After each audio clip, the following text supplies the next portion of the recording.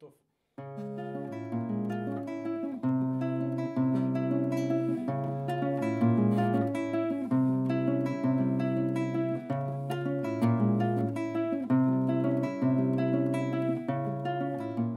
Здравейте! Казвам се Николай Гетов и преподавам класическа и поп-рок китара в Band-House.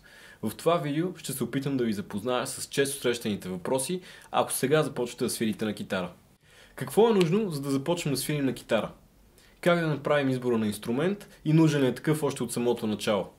Покупката на китара не е нещо много сложно и скъпо.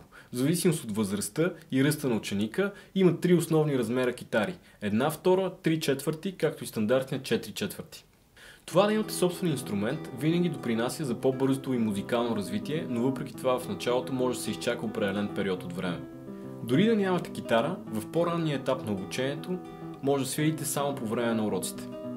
За правилна начална постановка се нуждаете от китара, столче, на което да подпрете левият си крак, както и нотен пулт. Целият този сет може да бъде закупен за около 200 лева от по-големите музикални магазини. От този момент вашето музикално развитие попада в ръцете на преподавателя, собствените ви амбиции, както и стиловата ви ориентация.